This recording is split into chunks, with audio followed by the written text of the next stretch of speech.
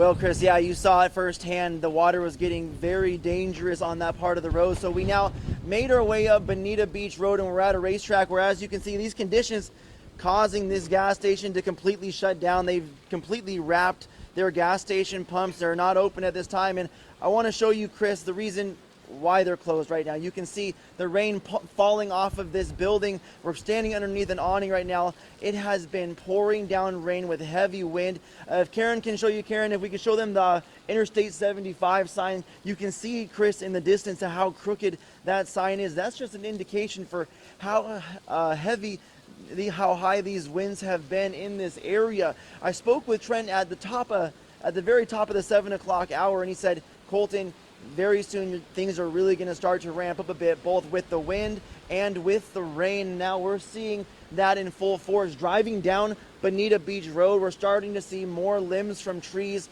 start to come off, and you even see a couple of cars driving through this area just down the street where I've been giving you guys our report all morning long. We were in a neighborhood next to the Imperial River, and the reason we were there is because that has been an area of flooding concern. We've talked all morning long about surge and all the potential for flooding in that area.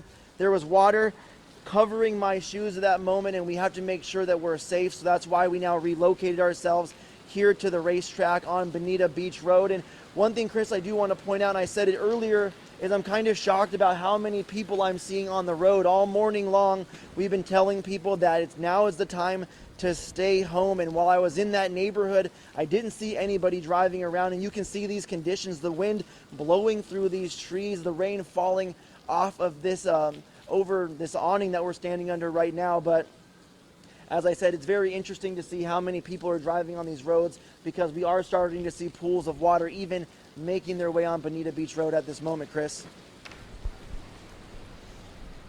Well, Colton, quick question for you. I assume that you didn't walk to the location where you are right now, that you had to drive. So can you tell us how bad the roads are, or explain what it's like to drive right now? And again, I always kind of like to compare it to, say, the average thunderstorm that we have on a summer afternoon or evening.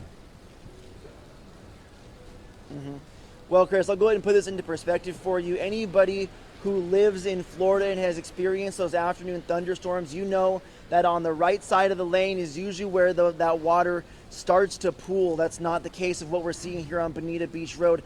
Such heavy rain is making to where Karen, my photographer, and I, when we were driving down, we were making splashes of water, not only in the middle of the lane, but even in the far left lane as well. So that gives you a little bit of an indication. And also, I'm just going to continue to point out, look at this wind right now, Chris. It's even shaking these plastic wrap right here, very strong. But like I said, when we're comparing to an average afternoon thunderstorm, this is definitely a little heavier of a rainfall than what we've seen. Whereas if you're driving through this area, we have a 4-door SUV, and we were still feeling sort of a pushback on how much water was sitting on the road at this time, Chris.